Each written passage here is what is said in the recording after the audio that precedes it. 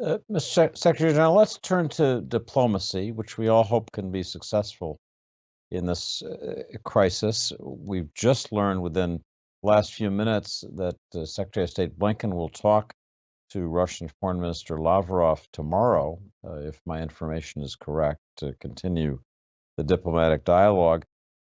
NATO received a detailed draft treaty from Russia back in December, and you submitted a detailed written response to that Russian document in the last several weeks. Tell us about how NATO responded to the Russian treaty in as much detail as you can. The first thing we did was actually to invite them to a meeting in the NATO-Russia Council, and they accepted, which is a good sign, a first step, because Russia has refused to meet in the NATO-Russia Council for more than 2 years. We sat down, we had open, difficult discussions, but at the same time, that was exactly why the meeting and the discussions were so important. Second, I have conveyed the message to Russia and all the 30 allies. I actually invited them for a series of meetings to continue dialogue and to see and to look for a way, common ground and a way forward. And thirdly, as you said, we sent them last week a written response, written proposals. And that outlines topics and areas where we see room for common ground. So this is about partly the state of the NATO-Russia relationship, and this is about using the lines of communications we already have, but also to establish new lines, both for and strengthening civilian and military lines of communications. This is about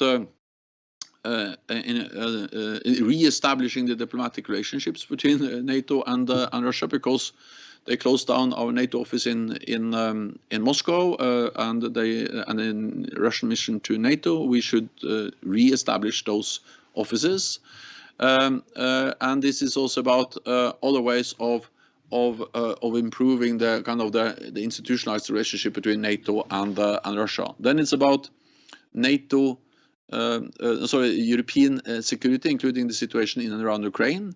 They will also state clearly that, of course, we are ready to sit down and listen to Russian concerns, but we also state clearly that we will not compromise on some core principles, including the right for every nation in Europe or every nation to choose its own path, including whether or not it wants to be part of a alliance as NATO, and NATO's right to defend and protect all allies.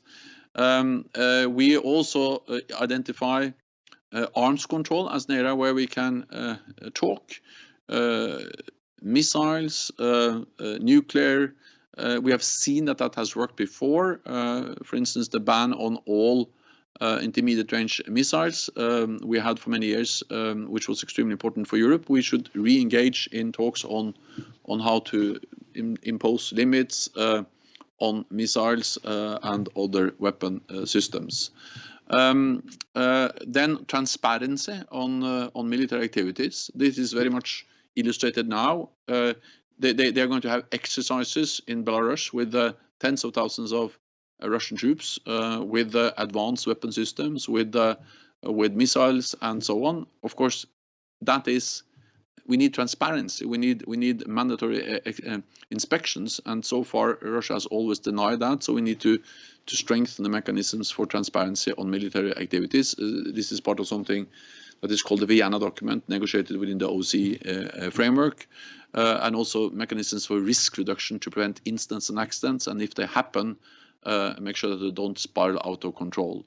So these are some examples of issues we have identified. We have put our proposals on the table on how we can sit down and address some of the Russian security concerns and reduce tensions and address issues of, for instance, offensive weapons, missiles. But this has to be balanced. It has to be reciprocal, and it has to be verifiable. But that kind of issues, we are absolutely ready to sit down and discuss.